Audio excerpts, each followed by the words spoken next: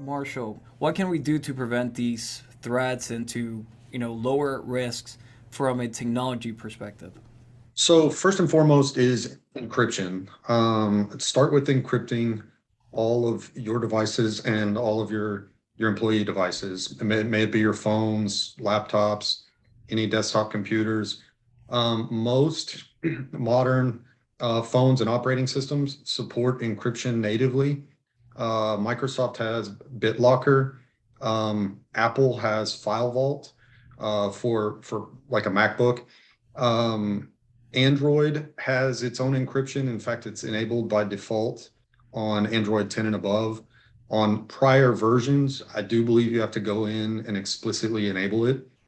On iPhones for a long time from 6 and above support native encryption. You do need to have a proper either password or I think Touch ID. I mean, they've got a couple different options that you have to have one of those options enabled for encryption to work on your iPhone.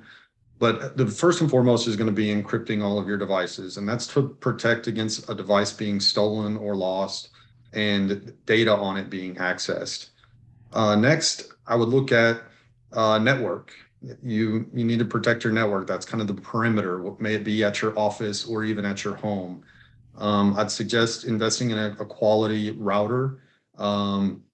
Two recommendations would be Unify makes some great products. The Dream Machine is a good home line. Ubiquity Unify line for business is another good one. Both of those support an IDS, IPS, and a full business grade firewall, and they support VPN. So if you and I'll add another vendor to it. Cisco Meraki supports all of these as well. Get a decent router slash firewall, and given that these both support VPN, now if you need to access internal resources at your office, you can do that.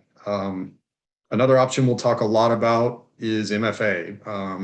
MFA we'll talk about on your accounts. We'll talk about it on, you can actually add it to your VPN. So when you log in to your office VPN, you have to enter an MFA code. Okay. Marshall, I have a lot of questions here. What is MFA? What is that? Multi-factor authentication. It takes you a step above and beyond just having a strong password. There's a secondary authentication that must take place. Now, a lot of people will be familiar with the bank key fobs that generate codes. And as you're initiating a wire or something along those lines, you would use a bank key fob to get a time-sensitive code to initiate that wire. Well, that exists now for a lot of systems.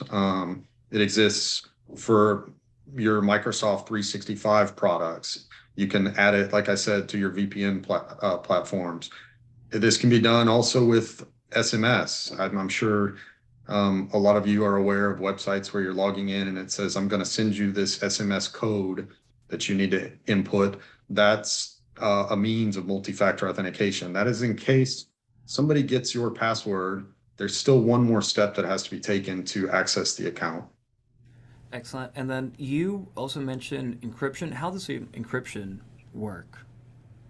So encryption's a means of using an algorithm that scrambles the data in such a way on a hard drive that it's difficult, or data of any sort, that it's difficult to access. And it generally requires a key or code or certificate of some sort to decrypt the information. With encrypting a laptop, you'll on boot up either have to enter a PIN or a password to move past the encryption portion of it.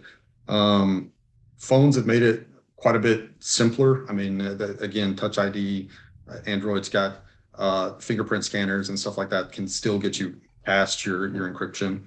But that's essentially what it's for, is making it harder to access the data should somebody be able to take a hard drive out of your computer.